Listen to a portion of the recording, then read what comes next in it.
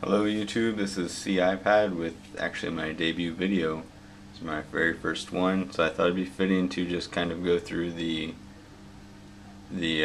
basics of the iPad, nothing really specific for what apps there are and everything. I know it's kind of late in the game, but there's gotta be still people searching for just kind of how to go through the settings and what it has, what it can offer. I've heard a lot of times, and actually I was one of the people before I bought this that said, "Oh, it's just a big iPod Touch. You can't do anything more than use it as an iPod Touch, really, except it won't fit in your pocket." So it's actually got a downfall. But no, it actually does way more than an iPod Touch or an iPhone. It's more closer to a laptop in its own rights. For example, you can open the Pages application on here. Take a second for it to boot up, and let's go ahead and find a new document.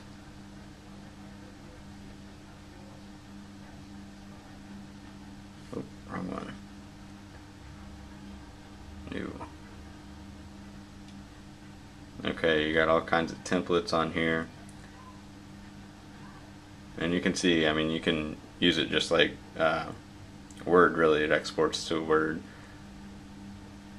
So I guess I'm getting a little ahead of myself getting into applications, but in a lot of ways it is similar to the iPod Touch and iPhone as far as switching pages and the layout of it. You can go into settings and see what you got in here: automatic airplane mode, Wi-Fi. Got my own VPN. I live overseas, so I need one of those. You can go through all your settings within settings. You got your photos. It's an excellent thing to view photos on. You can see it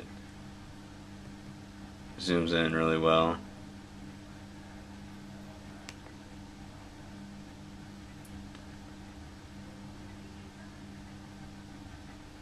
We got Safari on here. Just Google.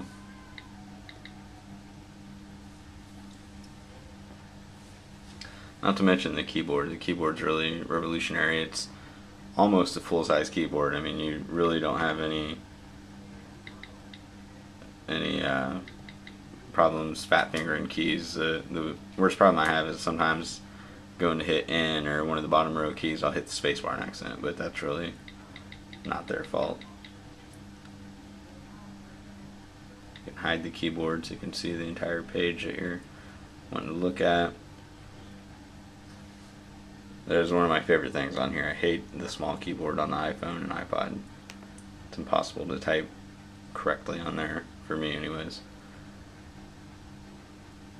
Really the options are unlimited on here. It does have the Amazon Kindle application. I'm reading Donnie Brasco currently.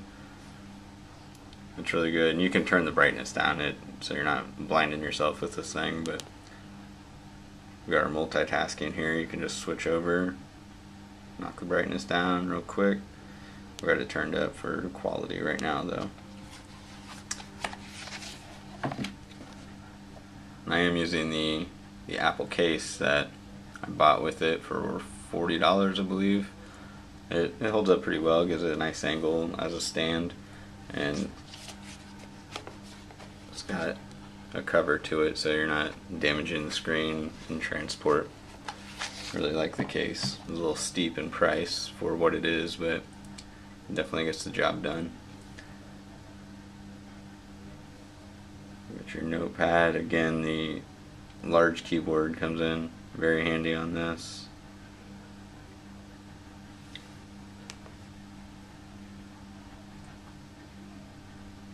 You can open your iPod.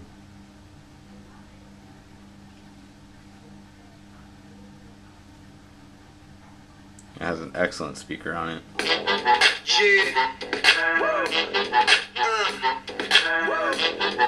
It's really close to a laptop speaker, I would say. I mean, I have no problem listening to it. It doesn't drown out any sounds or anything.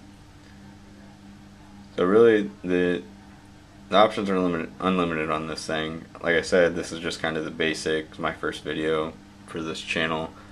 So in the upcoming videos, I'll get more into the specific apps, and so people can see, before buying any particular one, like log me in.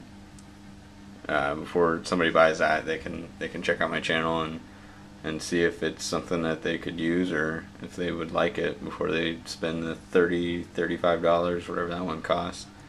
Okay, well, hit me up in my inbox. This is SeeiPad. Thanks.